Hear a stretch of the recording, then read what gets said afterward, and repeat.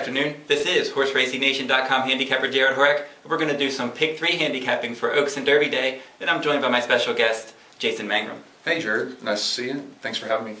And we're going to do the Kentucky Oaks, the Woodford Reserve Turf Classic, and the Kentucky Derby, that special Pick 3. Yep, absolutely. Let's go ahead and get started on Friday, the Kentucky Oaks. Field now of 10 after the scratch of Flashy Gray. Who do you like? I like actually Midnight Lucky in here. She's really training well. She's looked spectacular in her first two starts, obviously. It looks like there's going to be a quick pace. She's drawn towards the inside. She's going to be part of that pace. But she's training great. She beat Code West in a team drill, and it looks like she's ready to roll. Yeah, I actually saw that workout online. I wasn't on track personally to see it, but she really did gobble up Code West awfully quickly around the turn and did not get tired, wasn't even asked down the lane. She's actually my top pick as well, so that might not be the most interesting thing.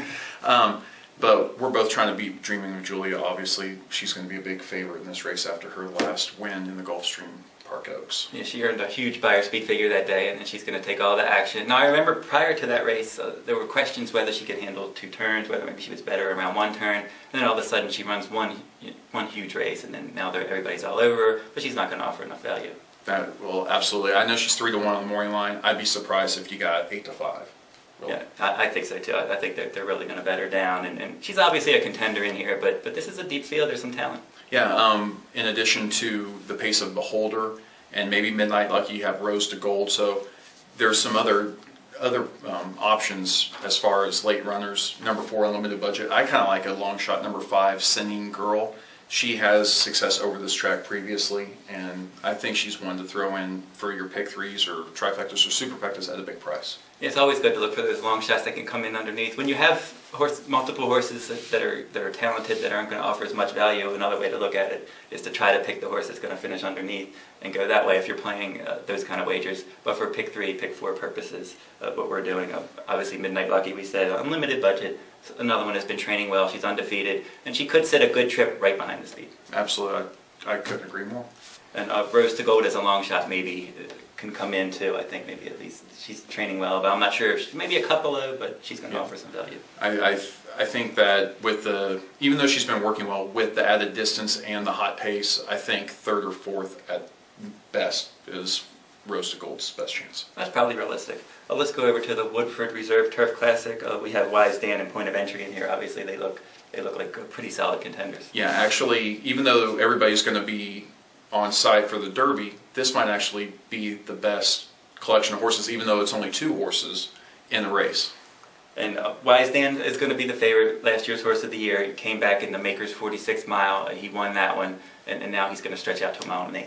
Yeah, it's kind of the meeting ground, whereas I know Point of Entry won last time at a mile and 1/8. He's more suited to the 1.25 mile, 1.5 distances. So this is a good barometer of both horses, maybe optimal distances, at least if they're going to meet on the track sometime. Yeah, it's probably a good distance, because if it was a 1 mile race, a Wise Dan would almost be a slam dunk. If it was a mile and a quarter or longer, Point of Entry might be a slam dunk. But this is the right distance to meet. Who do you like? I would have to go with Wise Dan. Doesn't appear to be a ton of speed in this race, so he's obviously going to get the jump on any leaders if he's not on the pace himself. And with his closing kick, I mean his final quarter miles and 3 furlong times, it's going to be really difficult for Point of Entry to run him down in the stretch. Though I think these are the only 2 you should use in your pick 3s, I would lean towards Wise Dan.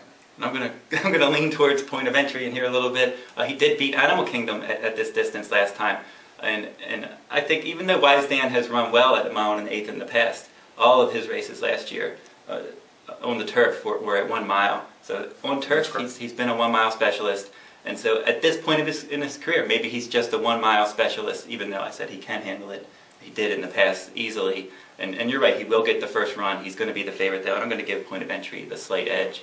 Let's jump right over to the big race, the Kentucky Derby. Sounds good.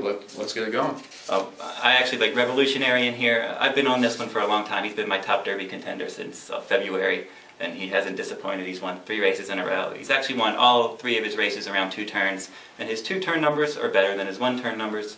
He's bred well enough to handle a wet track. The inner post doesn't bother me that much because Burrell wanted to get to the rail anyway. I'd agree with that.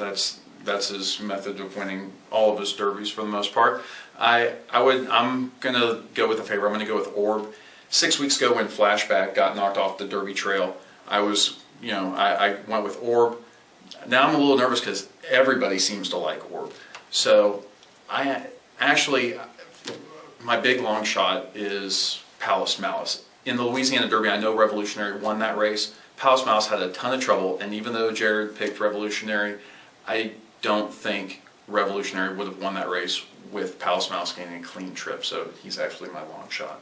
That's a good long shot. And I have a funny story about Orb. It was last September, before I did my Kentucky Derby list. We were living in Louisiana. My friend JP lives out there, and he loves playing the futures. He said, "Who do you like for your future?" I said, "I like this horse called Orb."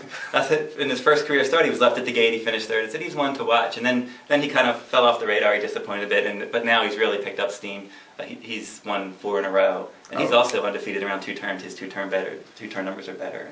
And he's fantastic. And there's only a couple of horses in this race that have seemed to get better as the distances have got longer. Revolutionary is one of those horses. Orb's one of those horses. Normandy Invasion is one of those horses. And even though a horse like Verrazano might be undefeated, his margin of victory is getting shorter as the distances get longer. So I definitely think Revolutionary has a chance, but I like Palace Malice with a little Normandy Invasion, but I like Orb on top. I think that's my picks. And I like Revolutionary. Orb is my second choice, Normandy Invasion my third choice, and then It's My Lucky Day is one I didn't really like that much, but earlier this year, but he was fast, and then he had that 9-week layoff, and then he ran well enough behind Orb last time, and he's been training or galloping well at Churchill, so he's one that you can maybe throw in. Yeah, he has tactical speed, doesn't need the lead, and he might get first run on those closers like Orb and Revolutionary. So I would agree he's another one to throw in the mix. So how are you going to play this pick?